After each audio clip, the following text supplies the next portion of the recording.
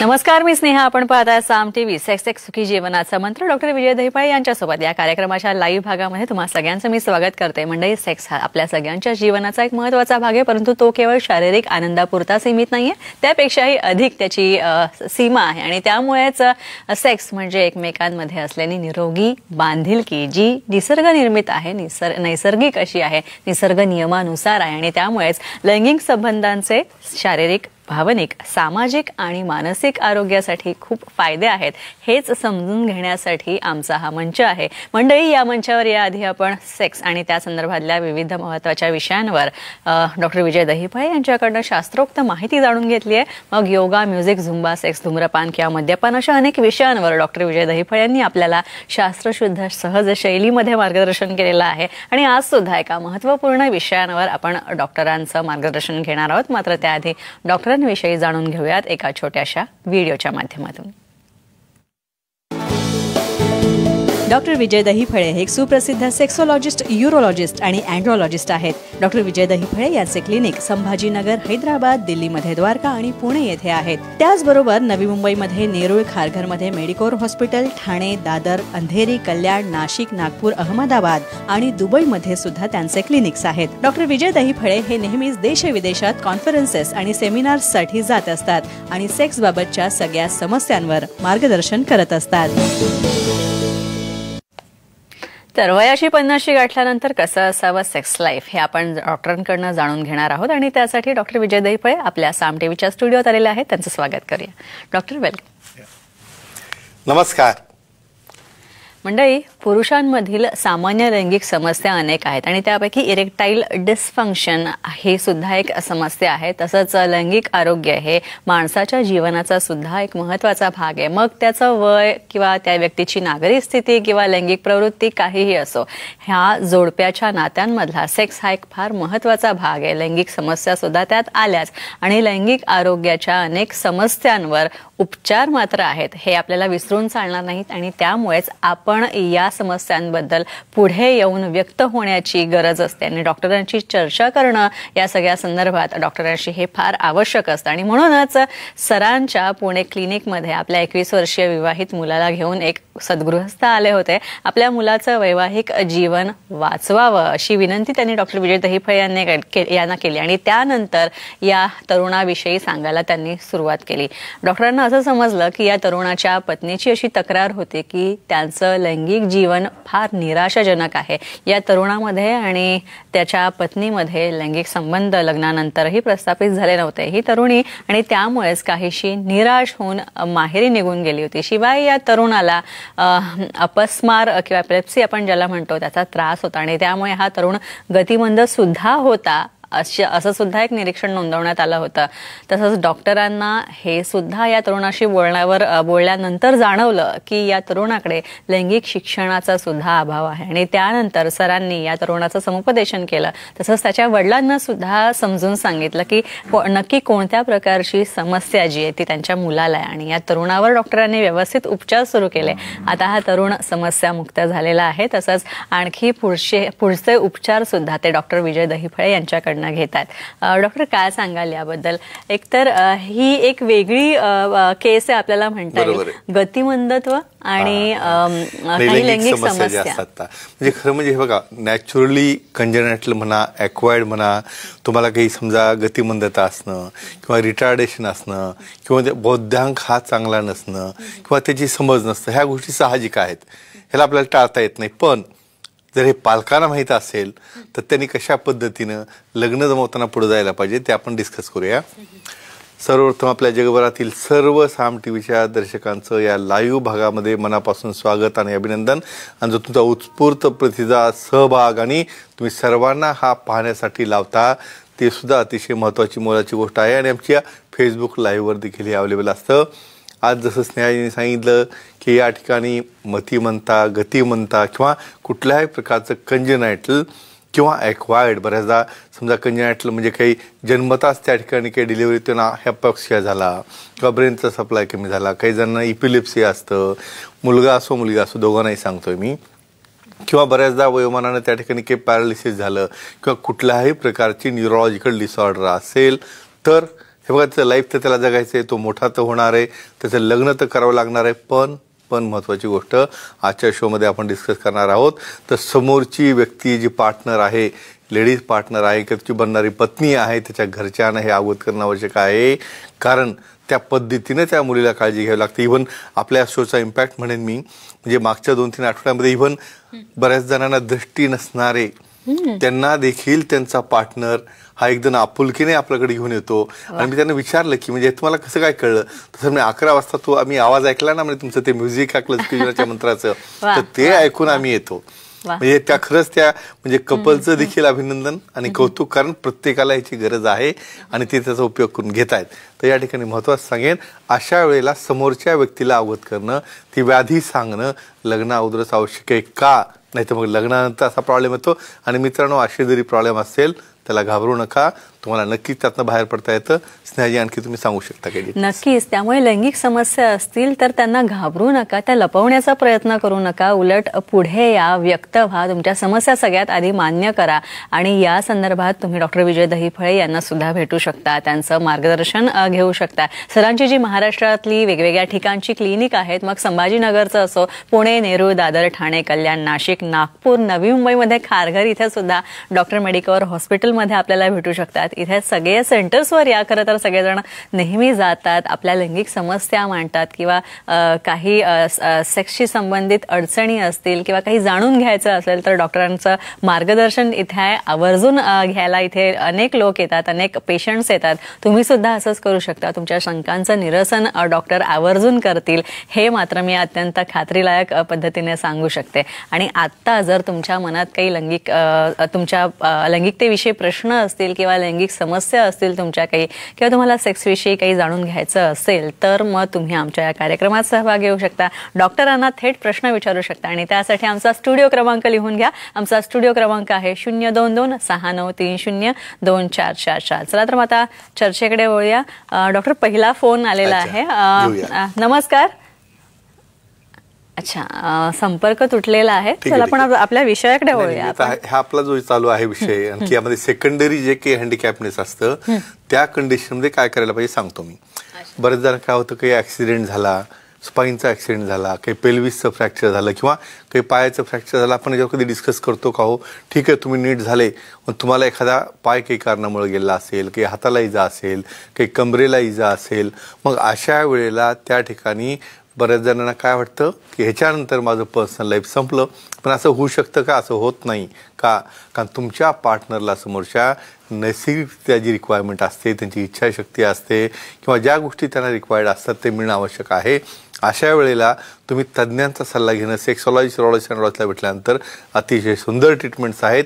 अशा प्रकारच्या कुठल्याही प्रायमरी किंवा सेकंडरी तुम्हाला काही अडचण असेल शारीरिक भागामध्ये तर त्याला देखील तुम्ही घाबरू नका. तुमचं पर्सनल लाईफ अतिशय सुंदर रीतीने जगता येतं. नक्कीच. पहिला फोन आलेला आहे संभाजीनगरवरून. जाधव सांगतात ते आपलं नाव. नमस्कार जाधवजी, सरांना प्रश्न विचारा. नमस्कार. नमस्कार, बोला. आमच्या म्हणजे एक मुलगा आहे, त्याचं तुम्ही आता माहिती सांगितली ना, तसा प्रॉब्लेम आहे. तर मग संभाजीनगरला कधी असतात सर? बरं, मला एक महत्वाचं सांगा. असं सांगितलं तो प्रॉब्लेम म्हणजे काय नेमकं तुम्ही सांगा बरं मला. काही त्याला म्हणजे त्या मुलाला आहे ना सेक्स विषय काही समजत नाही. वय किती मुलाचं? वय आहे त्यांचं समजा 30 वर्ष आणि लग्न होऊन पण 5 वर्ष झाले. बरं. मग त्याला काहीच ज्ञान नाही असं. बरं. आणि पत्नी सोबत असते का? हो, आहे ना. बरं, सांगूया तुम्हाला. प्रॅक्टिकली बघा, तुम्ही विचार करा की म्हणजे स्वतः त्यांची आई सांगते की 5 वर्ष झालं मुलगी सोबत आहे आणि हे काही करू शकत नाहीत. म्हणजे आज कुठंतरी हे वाचा फोडण्यासाठी आपला डायस, आपला मंच कामाला येतो. हे खरंच म्हणजे ह्याचं यश म्हणायला हरकत नाही. सांगूया आपण आता त्या मुलीची गाथा बघा, काय करावं 5 वर्षापासून त्यांनी. सांगूया आपण ह्यांना खरं म्हणजे याचा फायदा आपण करून देऊया.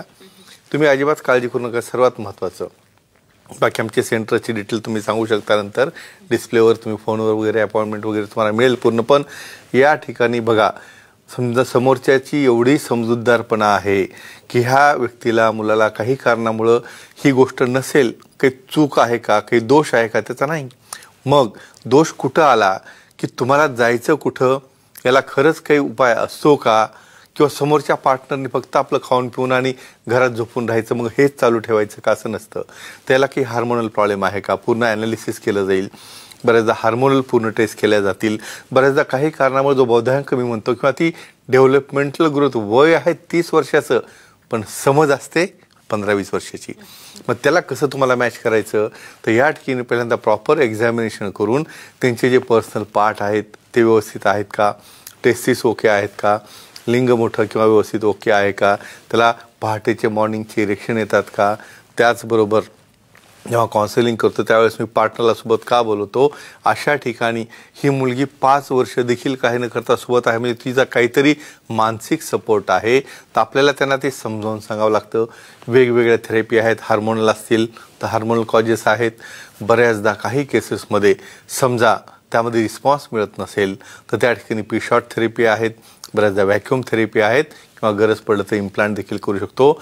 नक्कीच त्यांनी तज्ज्ञांना भेटावं, सेक्सॉलॉजी युरोलॉजिस्टांना भेटावं, त्यांना खूप चांगला रिझल्ट मिळेल. आणि ही ज्यांची जी पार्टनर अशी खूप वर्षापासनं जी वाट पाहते मला वाटतं ते सुद्धा त्यामध्ये एक आनंदी होण्यासाठी त्यांच्या जीवनात सुखी जीवनाचा मंत्र चालवण्यासाठी याचा खूप मदत होईल. नक्कीच. डॉक्टर आणखी एक प्रेक्षक जोडले गेले बीडवरनं बोलतायत. नमस्कार, तुमचा शो मध्ये स्वागत आहे. नाव सांगा तुमचं आणि डॉक्टरांना प्रश्न विचारा. नामदेव शिंदे. हा बोला. बोला नामदेव. आमचं वय आहे 60. Okay okay. हॅलो. हा बोला, प्रश्न विचारा तुमचा नामदेवजी. हॅलो. हा बोला, प्रश्न विचारा. वय 61 आहे. ओके. आपल्या सेक्स करण्यासाठी आज जास्त वेळ राहण्यासाठी काय आहार घ्यावा. म्हणजे तुम्हाला सध्या काही कसली प्रकारची कमजोरी म्हणा किंवा त्यामध्ये ताठरता कमी असं काही जाणवतं का. काय नाही. बरं ठीक आहे. तुम्हाला त्यामध्ये सशक्त कसं करायचं आणि आहार कुठला घेतला पाहिजे त्याला स्ट्रॉंग करण्यासाठी, बरोबर आहे. जास्त सेक्स करण्यासाठी आहार कुठला घेतला पाहिजे. म्हणजे तुमची लैंगिक आयुष्य सुदृढ करण्यासाठी काय आहार घेतला पाहिजे सांगूया तुम्हाला. सुंदर प्रश्न आहे. म्हणजे हे बघा तुम्ही नेहमी काय म्हणतो मी बरेचदा की सेक्सला वय नाही, घड्याळ नाही, एक्सपायरी नाही, पण एक मर्यादा आहे, आपली कल्चरल आहे. आणि याचा कन्सर्न फक्त ऍक्टिव्हिटीशी असतो का नाही म्हणून ह्यांना सांगूया आहार आपण. अतिशय सुंदर प्रश्न. मी तर म्हणेन लाखोंच्या मनातला प्रश्न तुम्ही विचारला त्याबद्दल तुमचं अभिनंदन. मी बऱ्याच जणांना सांगतो ते बघा वयाची लिमिट का नसते कारण हे बघा तुमचा ऑक्सिजन, तुमचा ब्लड सप्लाय प्रत्येक ऑर्गनला जाणं महत्त्वाचं आहे. त्याच पद्धतीने समजा तुमच्या आहारामध्ये स्पेशली ज्या गोष्टींमध्ये टेस्टोस्टेरॉनच्या मात्रा जास्त आहेत, हिरव्या पालेभाज्या आहेत, ब्रोकॉली आहे, ड्रायफ्रूट्स आहे आणि नॉनव्हेजमध्ये फिश आहेत, अशा प्रकारचा संमिश्र आहार जर ठेवला नक्कीच टेस्टोस्टेरॉनच्या मात्रा वाढवून त्यामध्ये तुम्हाला जी कठोरता पाहिजे ती सुद्धा मिळते. आणि महत्त्वाचं सांगेन काही जण म्हणतील बाबा हे 60 वर्ष झालं मग आणखी कशासाठी गरज असते. त्या ठिकाणी तुमच्या अवयवाचा सप्लाय जर चालू राहिला तर युरिनेशन आहे. त्याचबरोबर काही जणांमध्ये प्रोस्टेटची हेल्थ आहे, प्रोस्टेटमधनं जकलेट झालं तर कॅन्सर कमी होण्याची शक्यता आहे. त्याचबरोबर तुमचं हार्ट आहे, हृदय आहे, ब्रेन आहे, हा सप्लाय काही फक्त एकाच अवयवाकडे नाही चालला तर ही हेल्थ जेव्हा सेक्शुअल हेल्थ चांगली असते तेव्हा तुमचं पूर्ण जे स्वतःचं लाईफ आहे ते ॲक्टिव्ह राहतं, पर्सनॅलिटी ॲक्टिव्ह राहते आणि तुमचं आयुष्यमान देखील वाढतं. त्यामुळे तज्ज्ञांना भेटा. आणि आमच्या सुखी जीवनाच्या मंत्राच्या पुस्तकामध्ये आहार आणि लैंगिक जीवन हा चॅप्टर दिलेला आहे, तो तुम्ही रेफर करू शकता. नक्कीच. आणखी एक प्रेक्षक जोडले गेलेले आहेत. नमस्कार, प्रश्न विचारा तुमचा. सर नमस्कार. सर मला हे विचारायचं आहे की लिंगाच्या आकाराचा आणि तिच्या तृप्तीचा किंवा ऑर्गॅझमचा काही संबंध असतो का, आणि लिंग लहान असेल तर त्यावर काय उपाय आहे. वा. म्हणजे बघा हा आपली पुस्तकातनं बेसिक प्रश्न, बेसिक म्हणजे ज्याला काय म्हणतो की प्रत्येक व्यक्तीला हे माहीत पाहिजे. म्हणजे मी तर खरंच एक अभिनंदन करेन ह्यांचं, ह्यांना तृप्ती आणि ऑर्गॅझम काय याची माहिती आहे. सांगूया आपण. वेदर साईज मॅटर्स म्हणजे बऱ्याचदा तुम्हाला महत्त्वाची गोष्ट सांगतो बघा. अतिशय कॉमन समस्या म्हणजे आपल्याकडं जवळपास तुम्ही एक माझा चॅप्टर जर पाहायला सुखीच्या मंत्रामध्ये तर 21 प्रकारचे वेगवेगळे नॅचरल व्हॅरिएशन हे त्या अवयवाच्या आकारामध्ये असतात. मग ह्या व्हॅरिएशनमध्ये तुम्हाला याचं नॉलेज नसल्यामुळं तुम्ही एक दुसऱ्याचं कंपॅरिझन करत बसता आणि डिप्रेशनमध्ये जाता. वेदर साईज मॅटर्स हे बघा तुम्हाला महत्त्वाचं सांगतो. ऑर्गॅझम म्हणजे काय की जेव्हा समोरच्या पार्टनरला त्या ठिकाणी पूर्ण सॅटिस्फॅक्शन होईपर्यंत 10 ते 15 मिनटं जर तुम्ही परफॉर्मन्स करू शकले आणि त्यावेळेला स्पेशली फिमेल्समध्ये एक जी पॉईंट असतो जो की 1.5 इंच हा आतमध्ये योनीच्या आतल्या भागाला 12 o'clock पोझिशनला असतो. त्या ठिकाणी फ्रिक्शन झालं तर तुम्हाला ऑर्गॅझम होतं.